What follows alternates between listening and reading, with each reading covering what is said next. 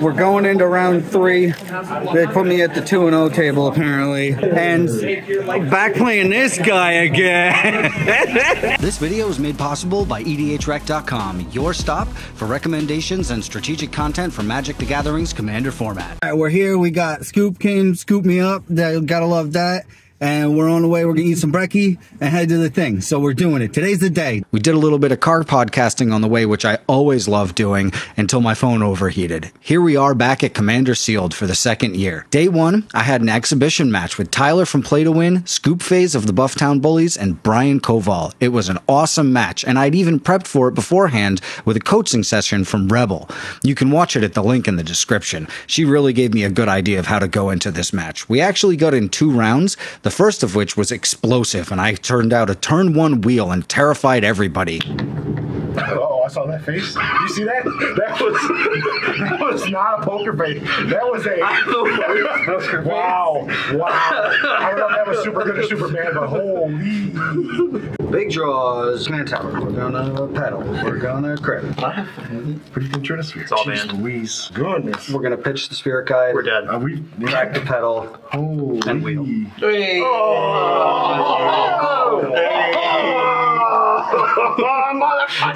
That's perfect. I didn't like my hand. Oh, I love my hand. The second round, Quark and Sakashima made more copies of Atali than I did, and I got absolutely hosed. Scoop was thrilled to take home that win. Copied Atali is very funny. Well, I'm gonna pay 4. And do it again. Oh yeah. Yeah, the Sakashima's still here. I'm gonna Sakashima. Six. Atali. So it's Atali time. You got a mind break. Yes. I will announce a twin flame. These ones will have haste. And it's targeting the dinosaur? This one is evens. So let's go ahead and we'll make a copy, and we gotta resolve it. Oh, Cloudstone Curio. Oh shit! Wow! Cool. All right, I'm gonna make a copy of this. We're gonna tally number 4. You advance your crop rod. Oh boy. Oh, mine's Desire. Yeah. That's good. You're good. That's I have Grape Shot in my deck. All right, let's party. I'll pick it up to that for all day. On to the main event. Now, this is the 4th year they've run this event, as well as the 2nd year I've attended. It started out with a nice, easy 50-something person event, and it has grown to almost 4 times that last year and 6 times that this year. It was a little different this year than previous because they extended it to a 3-day event.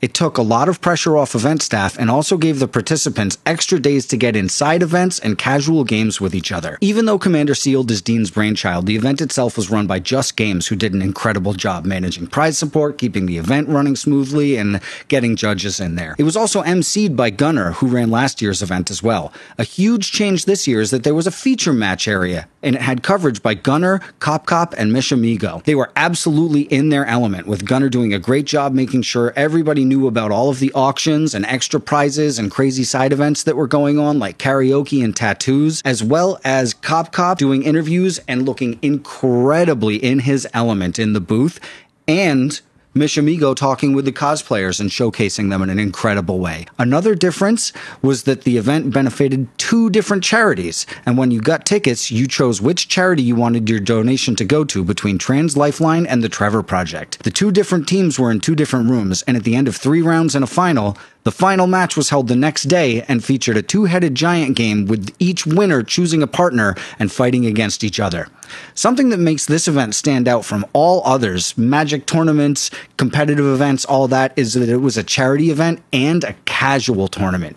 Because you're breaking your sealed pod at a table with 4 people and there's a trading period, it encouraged collaborative deck building, casual gameplay with takebacks, deals, and a genuinely fun atmosphere where everybody was just happy to be there. Players are given a pool of 14 packs, including some commander-specific ones and then some semi-randomized standard packs, in order to create a 100-card singleton deck. They're also given a trading period to trade with other people. Here are some strategies going into it. Do you think you're gonna be like trading like willy-nilly, or do you think you're gonna be a little tight with it? I mean, the super sweaty spike option is like try to understand everyone else's pool really quickly, and if Azorius is weak, then and I have an Azorius commander, like try to farm the blue and white cards. I don't know. Or if I can get to 4 colors and no one else can. Maybe like get all those triple pip gold cards. Okay. I don't know. Like you just gotta play the market, I guess. Do you have any strategies going into today's event? No, just have fun. Nice. Just All have right. fun, make some friends, hopefully. Let's see. I'm gonna go for 3 colors probably. That's my goal. I honestly don't even know what packs we're opening. What? Nice. Okay. I think if I get any stacks pieces, I am required to play them because it's a brand. It's just a branding thing, so I have to. I was lucky enough to pull Krenko Mob Boss in my sealed pool, and a lot of people said not to play monocolor because it limits your pool, but Krenko felt like Najila at home. Like, this thing generates its own threats. So let's see what we had in the pool here. A little bit of Commander Matters stuff. Geode Golem, Flamekin Herald, Campfire, because it's going to die and you want him to come back as easy as possible. Card advantage here, stuff that's going to let me either gain cards through straight up draw or combat tricks, all that sort of stuff. Ramp here, I love the Mightstone Weak Stone. We've got stuff that ramps off of combat tricks, general mana rocks, 2 and 3 mana. This one kind of counts as well. Then we're going to look at really simple removal. It's all creature removal that deals damage. That's what Red's good at, right? We're going to have some combat tricks. Things like Shiny Impetus that give you ramp and gonna goad. Goad is hugely important within this format because it maybe keeps those huge threats off your back. Then we've just got our general filler, just stuff that wasn't goblins, wasn't very specifically tied to the commander. Dargo, some flyers, a little bit of equipment, just stuff that's going to generate advantage. Rug of Smothering felt really good because I'm maybe not playing that many spells. Wall of Junk's a nice early blocker. And then we've got a whole bunch of haste enablers because you want to be able to tap Krenko as fast as possible. We've got goblins. I managed to get, I think it was 14 times 4 packs of cards, so math, 50 something or other. We managed to get ourselves about 11 or 12 goblins, and then some of which are very good in Krenko. We got Goblin Matron in there, Empty the Warrens, and a Grenzo felt like absolute hits there. And then we got some really, really killer cards, stuff that absolutely made the game for me. I didn't manage to resolve it, but Avatar of Slaughter felt really, really good. Subira was incredible. Discard your hands, tap it, 2 mana until end of turn. Whenever a creature you control with power 2 or less deals combat damage to a player, draw a card. I must have drawn 20 cards off of this game too. Symmetry Matrix, I drew an easy 10 cards off of as well. Pinon Blade, +X for each creature I control. I attacked with one of those dragons for 30 damage and knocked somebody out of the game, but the absolute biggest hit of all was an Impact Tremors, a Krenko staple. Absolute bomb, won me game 1. It was a tight game anyway, but I would be nowhere without this one. I cannot believe the guy to my right gave it to me. I let him have full access to my whole card pool that wasn't red or artifacts, and he gave that up no problem, even though he was in red. Can you believe it? I went 2-1. The games were absolutely amazing, and I was so happy to pick Krenko, not just for the memes, because it was an amazing one. Rounds 1 and 2 were hard fought by me, but some absolutely clutch pieces that I traded for took them home for me. Unfortunately, by round 3, my opponents had wised up and knew that Krenko had to go. They really wouldn't let your boy crank. I had also matched up against Brian Koval in my 3rd round, who would go on to finals. Koval wasn't taking any shit from me and shut me down as much as possible. I found out afterwards that I had actually come in 5th place in the overall event. I couldn't believe it. I'm really proud of myself. Of course, it wouldn't be a full coverage video without me talking to the winners. We got the 2 of you here. Thank you so much for taking a second. Congratulations on making the finals, and congratulations on taking home the gold, taking home the trophy. What are y'all's names? Right. I'm Eric, and I'm Darlene. Yeah. Did you have any particular strategies going into the event as far as deck building, as far as commanders you were hoping for? Yeah. Like life gain is great, card draw is great, counter spells are great.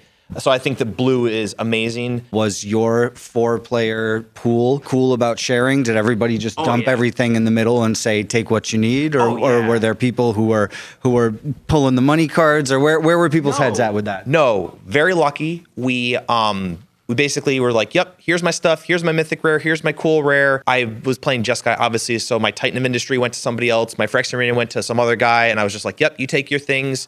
And we just tried to share as best as possible. My pool actually went like incredible. So the other 3 people I was with, they were super nice. I actually opened the Omnath, and so I was like, well, might as well go 5 colors. You were playing 5-color Omnath? Yes, I was playing. Holy crap. well. How would you say this event stacks up to other events as far as the atmosphere, as far as the gameplay? I think the atmosphere was a lot better.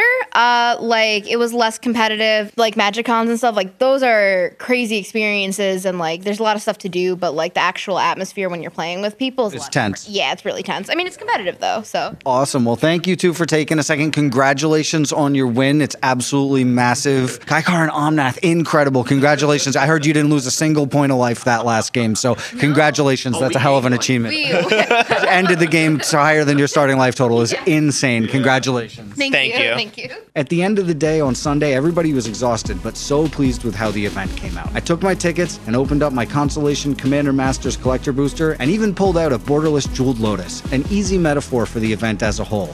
No matter what the outcome, everybody went home a winner this weekend.